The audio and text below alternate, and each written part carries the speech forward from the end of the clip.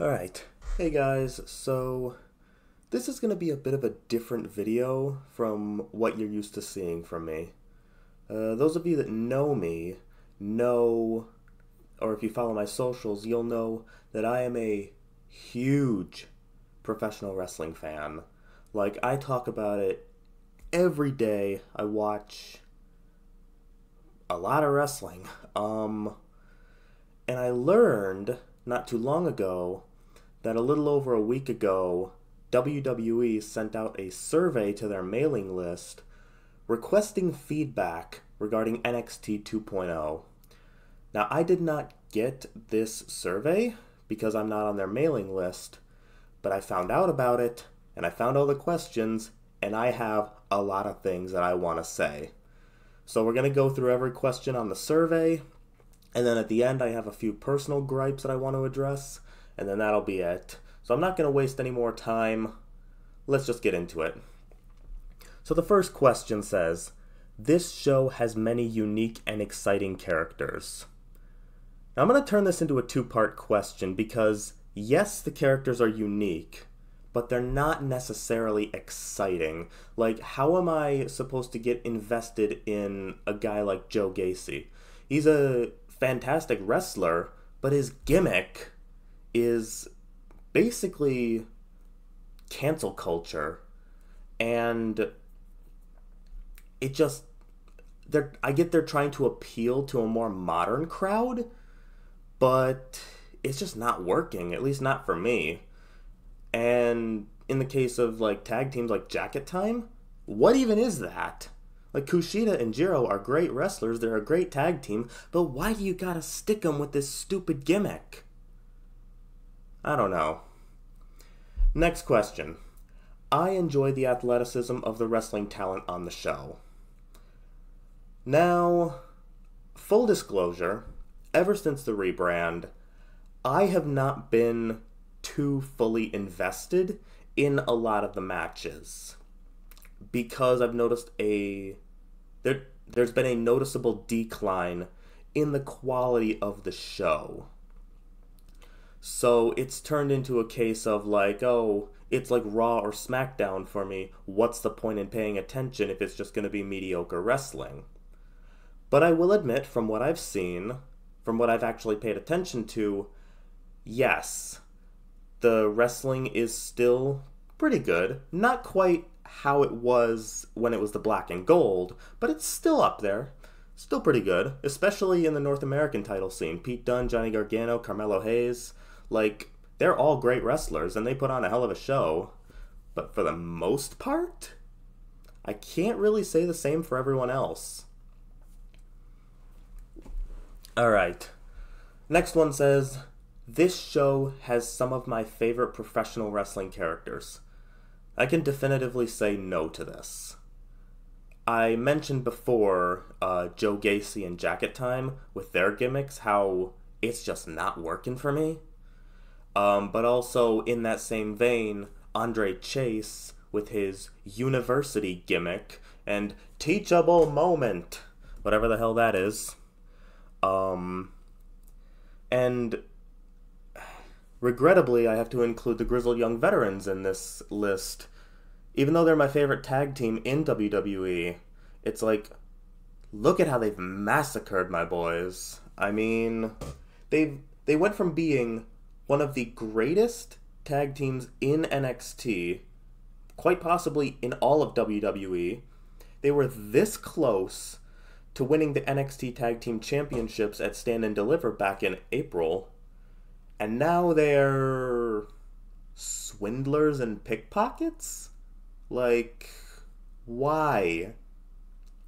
Now, I highly doubt any wrestling exec is going to watch this and listen to this, but in case you are, here's some crazy advice for you. You ready? Not everyone needs to have a gimmick. You look at guys like Bryan Danielson in AEW, where he doesn't have a gimmick. He's just a guy that wants to wrestle week in, week out, and wants to, as he puts it, kick everybody's heads in. And it's working because he's just that good of a professional wrestler. Like, it's not rocket science. You don't have to have gimmicks for everyone. Especially when it's stupid stuff like jacket time. Anyways. The next question says, character development is believable. And for this, I'm going to go with a solid kinda? Like, in certain cases, like Braun Breaker and Carmelo Hayes, yes, absolutely, I can see that, how they've grown over the past few months. But in other cases, like Grayson Waller, Tony D'Angelo, I can't really say the same. Because, damn it, I had something and I lost it. I can't really say the same for guys like Tony D'Angelo and Grayson Waller because, you know, I don't have a reason, but I don't have a reason, but I can't see the character development either. If that makes sense, I might be I might be cheating here, but that's really all it is. Like, the bottom line is, some of them yes, some of them no. That's basically it. The next one says, wrestling talent on this show is charismatic. And for those of you that don't know, charisma in wrestling is how well the audience is drawn to you and your presence when you're on screen. So I'm going to say yes and no. And it depends who's on the screen. Guys like Braun Breaker and Carmelo Hayes, yes, I can absolutely listen to them, pay attention to them because they are charismatic. They can talk, they can wrestle, they can talk while wrestling. So that works for them. But then on the flip side, you have guys like Grayson Waller and even Lash Legend during her lashing out segments. And it's just like, no, I don't want to listen to this because it's just not good. Oh, who else? This just came to me. Tiffany Stratton. They've been doing vignettes for her over the past couple of weeks, and I absolutely, like, this falls into the same vein as the favorite professional wrestling characters question from just a minute ago. I hate when wrestlers do, like, entitled brat gimmicks. Like, oh, I'm so rich, my daddy paid for everything, and I deserve to have the world. I hate that with a burning passion. So I guess that goes into that question, but it's in the same vein, kinda, as it's not charismatic because I just don't want to pay attention to you because I hate the gimmick. I don't know if that's the right kind of correlation I should be making, but it is what I'm making it, so. Anyways, next question says, I enjoy the interactions and matchups among female talent. And for this, it really depends who's on the screen. Like, you got wrestlers like Kaylee Ray, Dakota Kai, Io Shirai, who are, yes, fantastic wrestlers. But in the same vein, in the same vein, on the flip side of the coin, rather, you have Toxic Attraction, who is kind of meh for me personally. Like, I can watch them wrestle, but I'm not going to go out of my way to watch them wrestle.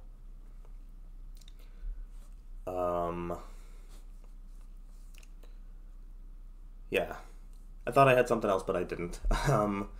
Next question says, the wrestling talent has creative freedom to speak their minds.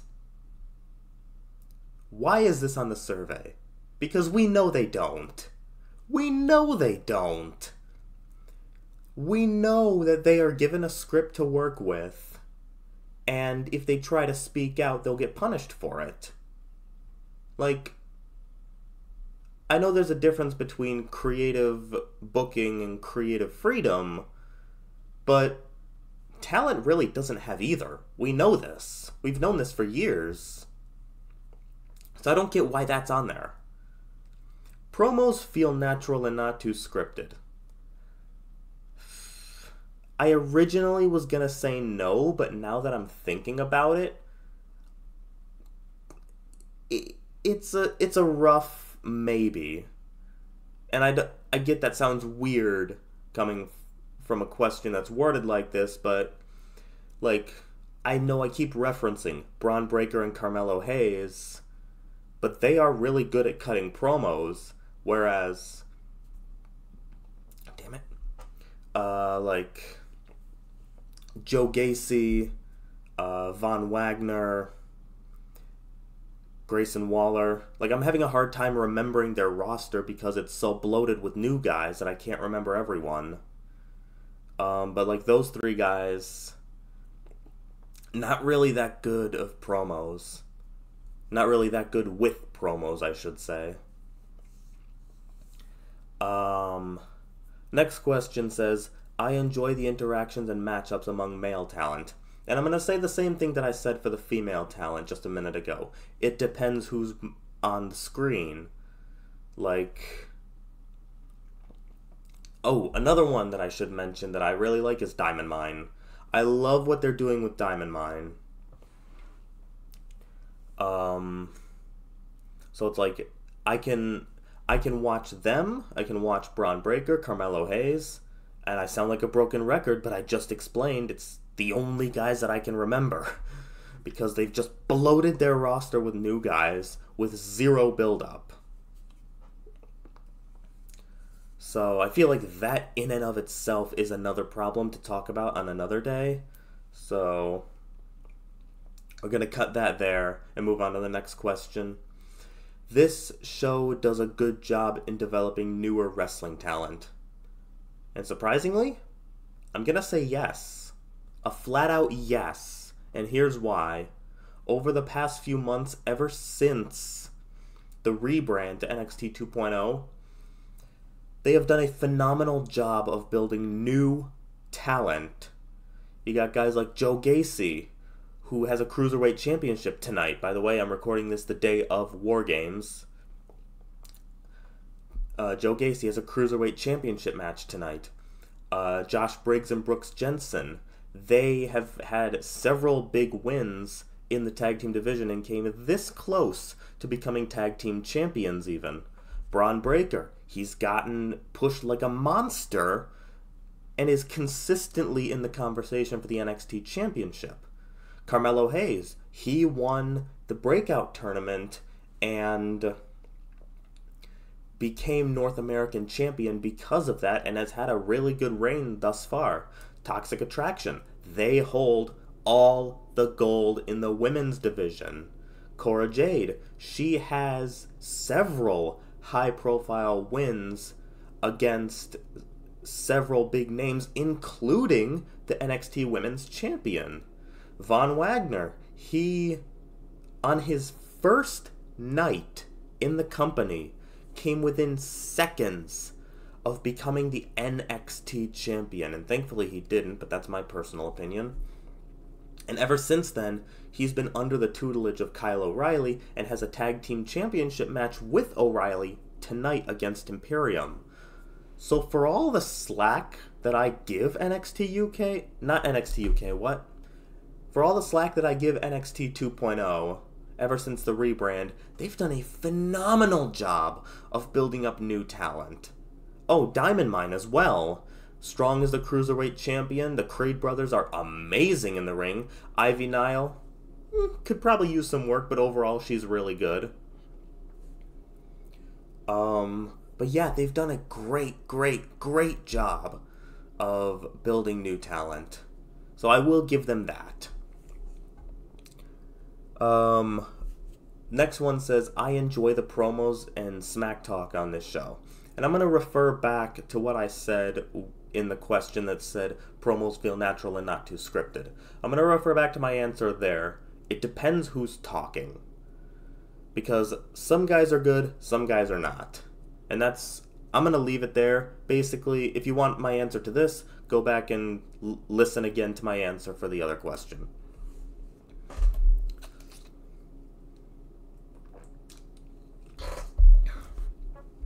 Next question says, the show does a good job in featuring a wide variety of talent that I am interested in. Again, I'm going to turn this into a two-part question. Wide variety? Yes. Interested? No. It's like I said at the top of the survey. They use a lot of new talent. Like, I just listed off a bunch. But the gimmicks are what kills it for me.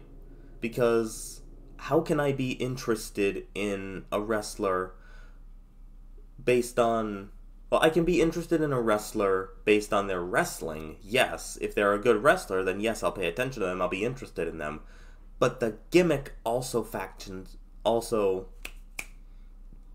What's the word I'm looking for? Factors. The gimmick also factors into that. Like what Andre Chase does when he does the 5 stomps to his opponent on the ground. He says, give me a C, give me an H, A, S, E, all that crap. Like, that's just not interesting to watch. It's taking up time, and it's cringy at the same time. So, yeah. Next question says, this show is one of my favorites among all professional wrestling shows. Not anymore. When it was the Black and Gold brand that was under the control of Triple H, yes, absolutely, NXT was can't miss. But ever since the rebrand, I can honestly say, no, it's not. Not anymore. When you've got other shows like Impact Wrestling, New Japan Pro Wrestling, especially All Elite Wrestling, shows that are just objectively better and more fun to watch. Because they actually have... I can't even say they have better talent, because NXT's roster is stacked, but so are a lot of other companies' rosters. So when other companies stack their shows with the roster that they have, and then you look at what NXT 2.0 is putting out, it's kind of hard to argue that NXT 2.0 is better.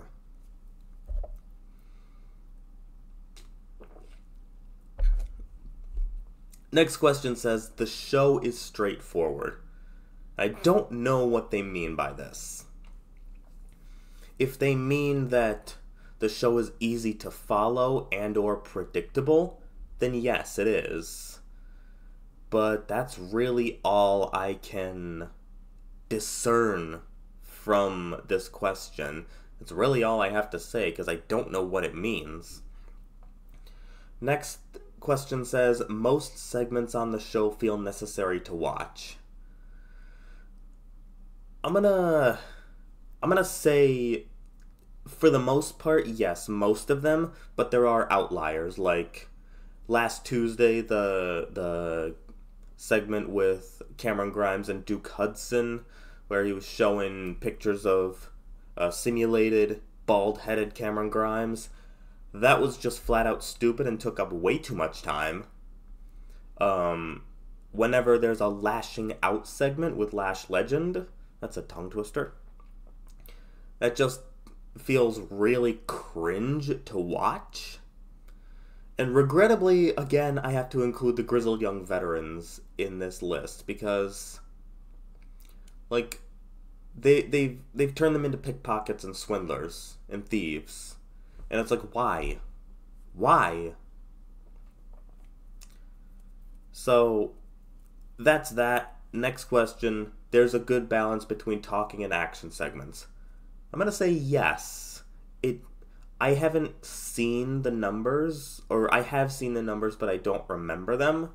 There is it's like 50-50 between talking segments and wrestling segments. So I'll give them that. Not always the best wrestling or the best talking, but it is an even balance. So I'll give them that.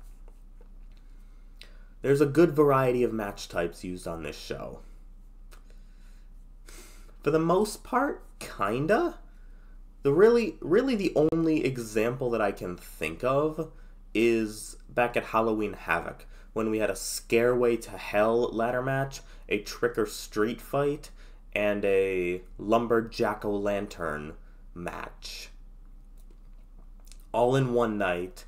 And then tonight we have War Games and a hair versus hair match.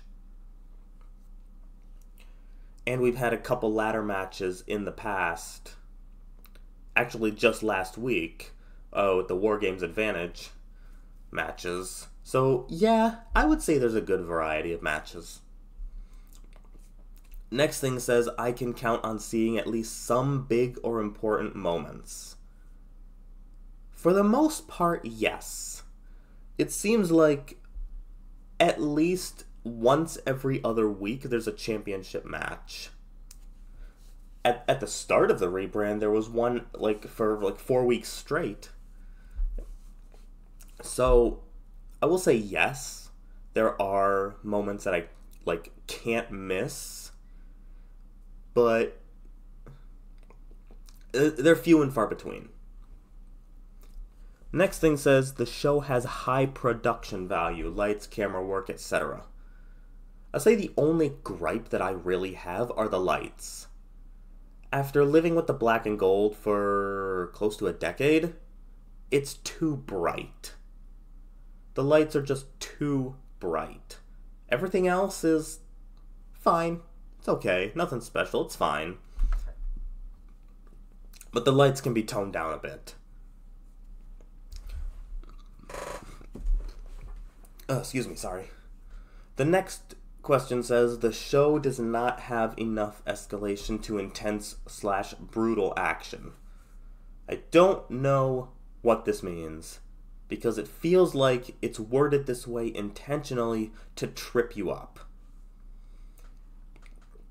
If it's saying that there's not enough violence or brutality, I'm going to say yes. There is not enough. Could use a little more, but not to GCW kind of violence. The show format continues to positively evolve. I thought I had something here, but I don't. If this is saying it's becoming less and less predictable, no. Because you can tell, when you see the announcements made either on social media or during the show about what's going to happen in the show, you can already kind of tell what's going to happen. So, I don't know if that's cheating, if that's what that question means or not, but that's how I'm going to answer it, because it's hard to tell what it means.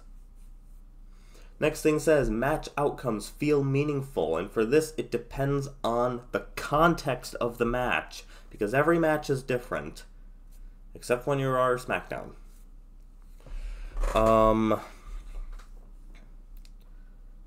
For example, Cora Jade, she pinned the NXT Women's Champion, and that is massive for her.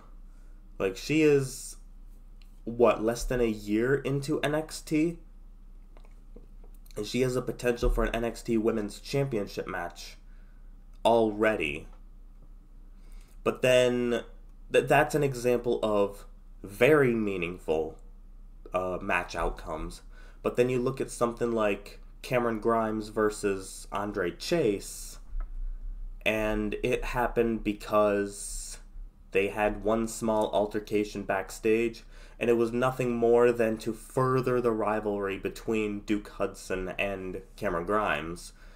And it was a sub 3-minute match, if I recall correctly. So, and that's another problem. I'm not going to get too into it, but that's no. I'll save it for later. I'll save it for later at the end. The next thing says the show keeps up with latest technology. And I mean, what do they mean by this? We don't pay attention to the technology they use.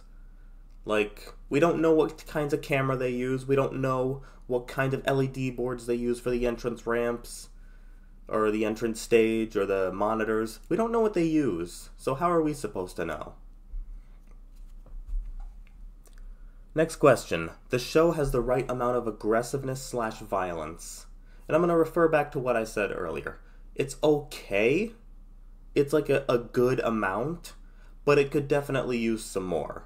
Like Dakota Kai and Kaylee Ray in the ladder match last Tuesday is a fantastic example of like, not every match has to be like a ladder match like that, but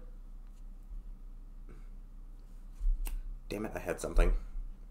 Not every match on NXT has to be like that ladder match, but has to be, like, believably violent. If you know what I mean, if that makes sense. I don't know if it does. I just had to say something so it didn't get so awkward. Next question says, storylines are consistently engaging. I don't know if I would say engaging, but they are easy to follow. If you follow my socials, you saw me tweet out a couple weeks ago that I praised NXT 2.0 for having retained the ability to build meaningful storylines. For case in point, like Gacy and Strong, the women's and men's War Games matches, the constant rivalry between Braun Breaker and Tommaso Ciampa, the North American title scene. Like, it all makes sense, and that's what matters pretty much mostly in the grand scheme of things. Like, the matches need to be good too, but if you can follow the story and understand the criticality of it, is that a word? The severity of it, that's a better word. If you can follow the story and understand the severity of the match that it's culminated to, then that's the big picture.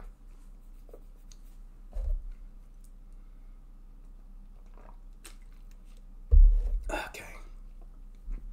Storylines keep me guessing in a good way. No, because I'm not guessing at all. It's so predictable.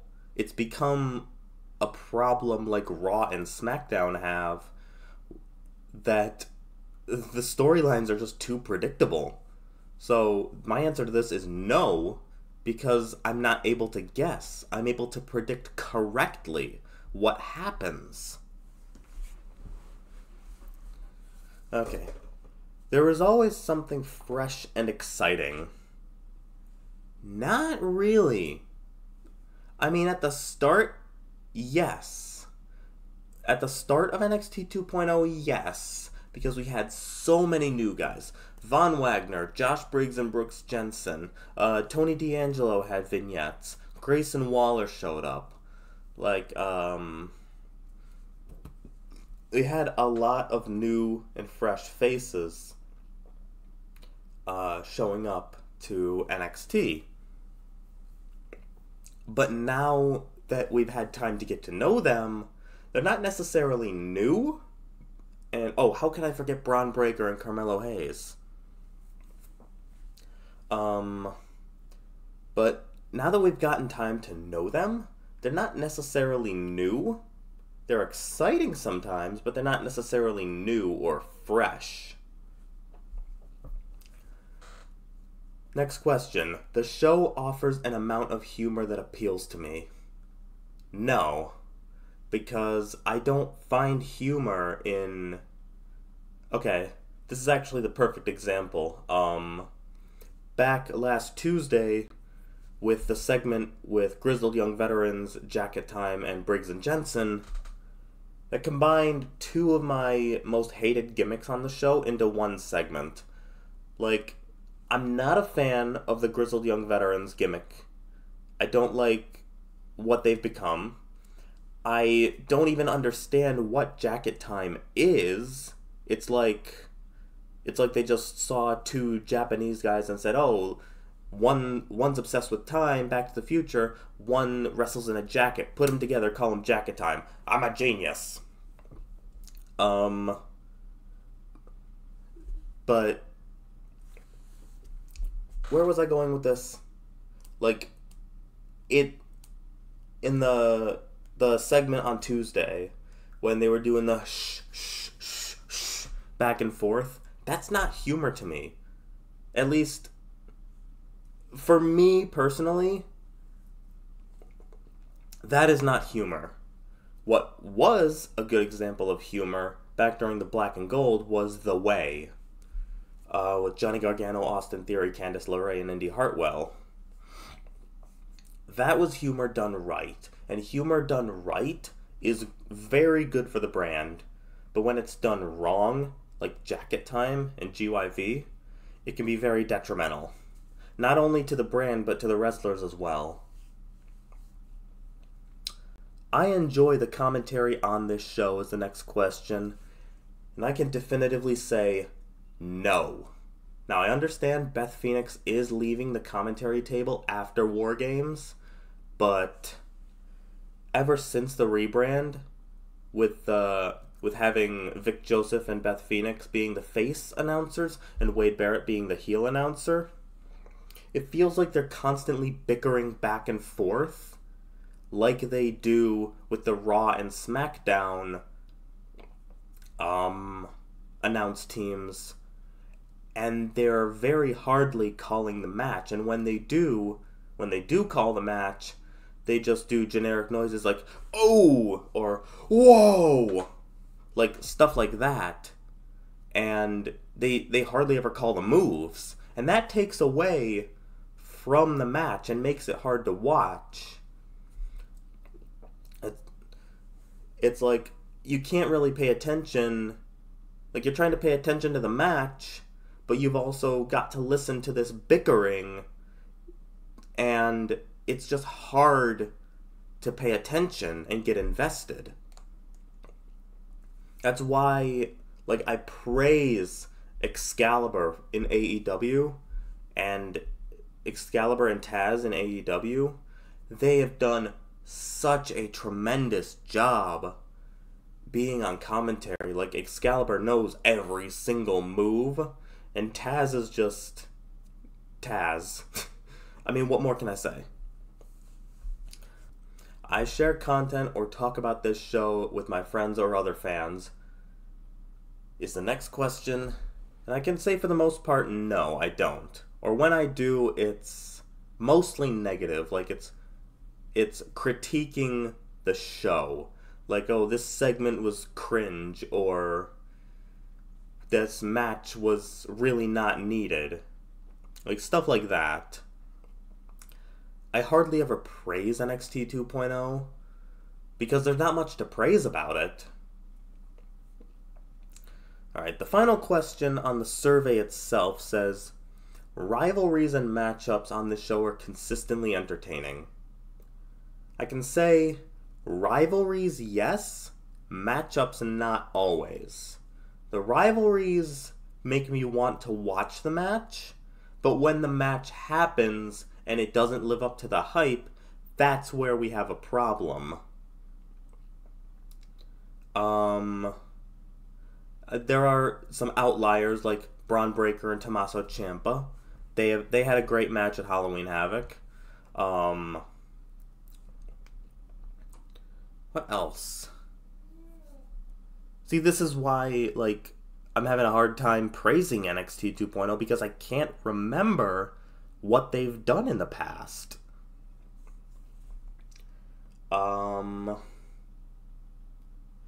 Mandy Rose versus Raquel Gonzalez, I guess, from Halloween Havoc. That was a decent build-up. And if I recall correctly, the match itself was good, too, but only because it was a trick or street fight. Anyways, that is the end of the main survey. Now I'm going to get into my personal gripes. Now, I remember I had something else that I wanted to add here that I was going to talk about earlier, but I can't can't for the life of me remember. Anyways. First off is ring announcing. Ever since the rebrand, it's like they are rushing to get through the ring announcing. It's like, before the rebrand, they would always announce the following contest is scheduled for one fall, introducing first from hometown, weighing in at however heavy they are, their nickname if they had one, and then the wrestler's name. Now, they just do the contest is set for one fall, introducing first, wrestler's name. That's all they do. They don't announce the hometown, they don't announce the weight, they don't announce the nicknames. Even for championship matches, they don't do this. Like, I feel like they're just trying to save a few precious seconds to end the show on time because it is a live show.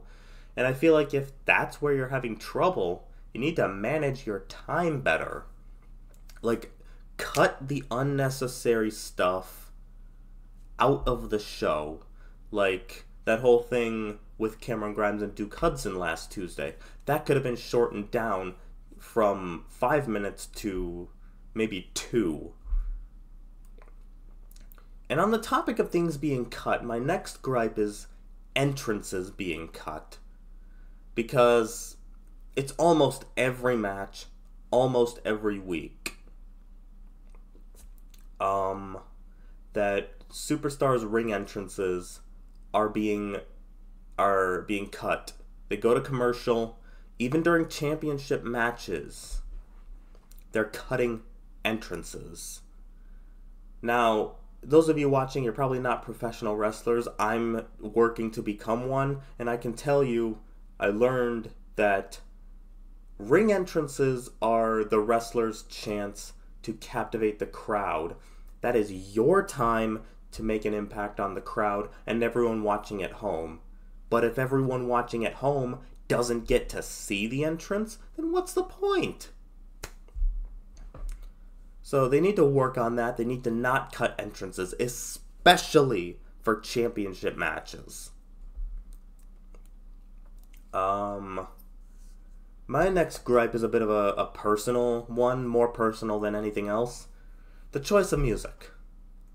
Ever since NXT was revived as the third brand for WWE back in 2012, at least I think, I'd have to go back and check, correct me if I'm wrong, but they've always been synonymous with metal music. Like, they had artists, like, for their main theme, they had, like, I believe they had Code Orange, I know they had Slipknot, and they had Poppy. And the music was good. And I might be biased, because I'm a metalhead. But now, since the rebrand, they've gone from metal to rap. Now, I'm not putting down rap in any way. If you like rap, more power to you.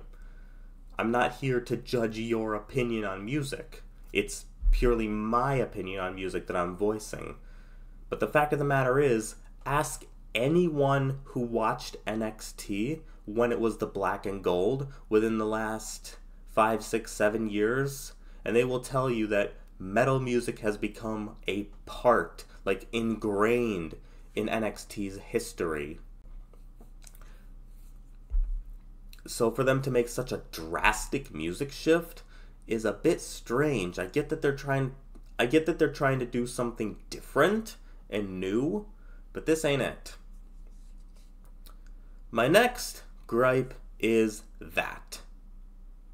The logo. The splatter design. Holy crap, we've hit 40 minutes on this video. The splatter design of the logo. You see the two logos here that I've put on screen. The NXT has always been known as a black and gold brand. And for them to go from something so edgy and cool looking to something that looks like it was drawn by a 2-year-old who just took a paint bucket and... Yeah. it is really, really strange. Like, it looks like they're trying to appeal to a younger audience. And that may be true, but they've got to also understand that the younger audience they're trying to appeal to is not watching because of that. And in this same vein, when you are watching, if you're watching the matches, the LED screens on the entrance ramp, the NXT logo behind the ring, and on the monitor in the way back, they're all animated, which means they're moving. And I could be wrong on this, but I'm pretty sure the human eye is naturally drawn to bright colors and movement. So when you have both of those things in 3 different locations in the arena while a match or promo is going on, your attention is drawn away from the match, and that's a problem. And my final gripe before I end this 40-minute video is the ring itself. The ring, back when it was the black and gold, had a black mat, black turnbuckles, and a yellow ropes. Now it's all plain white. It's just too plain. And I don't know, it just doesn't look right.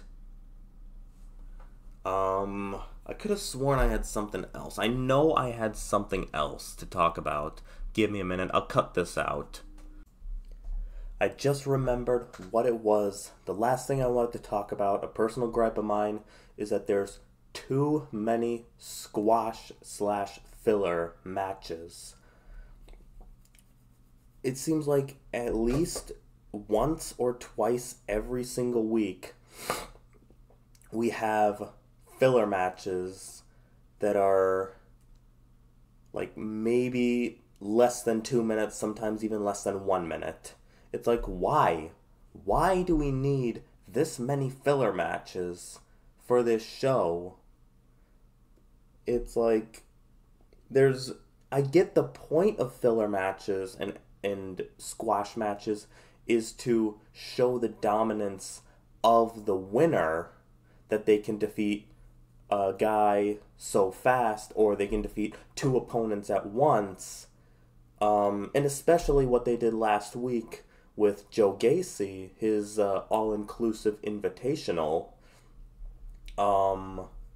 They were about to have 3 matches for Gacy, including an intergender match, before Diamond Mine came out and interrupted him. Like, what was the point of that match? I don't know, it just feels like they're struggling for time, when that time could easily be filled with proper ring introductions and wrestlers' entrances, so that neither of those get cut short. Anyways, that's going to be the end of this video. I know it's long, and thank you if you did make it all the way to the end. I just really needed to talk about this because NXT 2.0 is not the NXT that I fell in love with, God, almost 5 years ago. So, I hope that WWE takes this into account and makes some changes that are desperately needed. Me personally, I'd love to see them revert back to the black and gold. Keep the arena that they have set up. Make the NXT logo behind the ring just a flat black and yellow. Do the same for the LED on the entrance ramp and the monitor in the back. Make the ring back to where it was, the black mat, the yellow ropes.